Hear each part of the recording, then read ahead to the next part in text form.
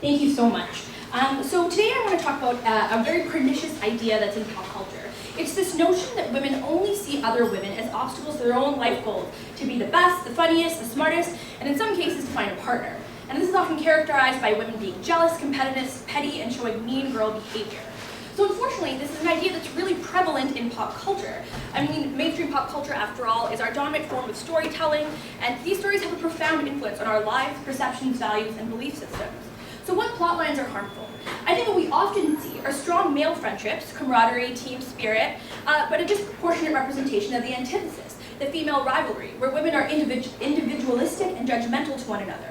And this also exists in nonfiction, magazines, for example. But it's not that we don't have any positive representations of friendships that are positive, but I mean, in the case of girls, it's at the cost of complex character development. So when we say that male characters have legitimate reasons to dislike one another, but female characters are liable to hate other women on the basis of gender, we're using a trope that reinforces and amplifies pre-existing regressive notions and attitudes about women and women's roles in our larger society. And the reality is that women are capable of complex emotions and relationships from a young age. Women don't inexplicably become more vicious and predatory during the course of puberty. As we engage with adulthood, we learn to distrust other women through the social cues from pop culture, and we internalize prejudice. So how do we remedy this? Strong relationships between women are important. I think we have to acknowledge influences and take a handle on rejecting them. And one solution that I put to you today is that we have to encourage more social collaboration. So what is social collaboration?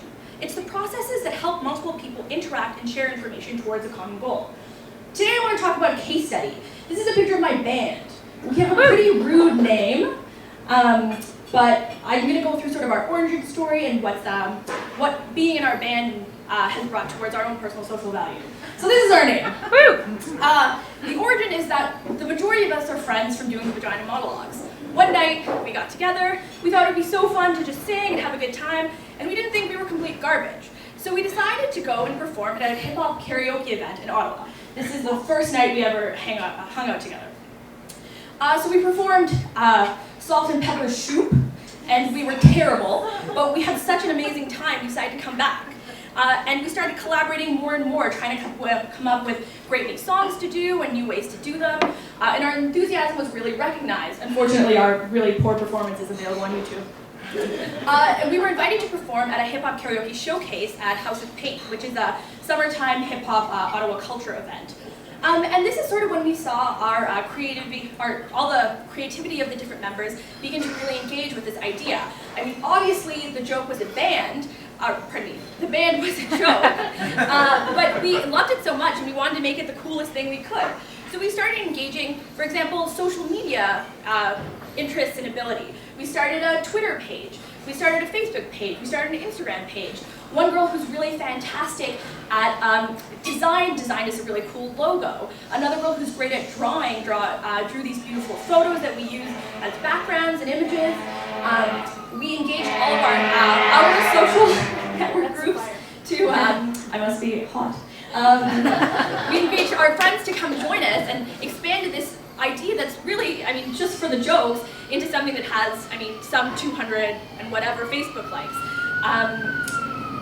Further, we used a lot of creativity and decision-making and collaboration in terms of music direction. We decided we wanted to mash up songs, and we wanted our friends to come out and see us do that.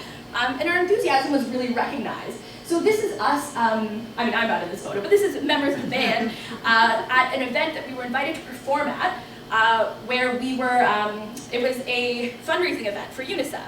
So we were able to use this band, this joke idea, to have a real world effect, a real social value with a dollar value.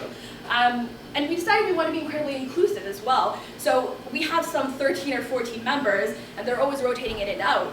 So currently there are members of the band who are in Tanzania, who are in Spain, who are in Venezuela, who are traveling.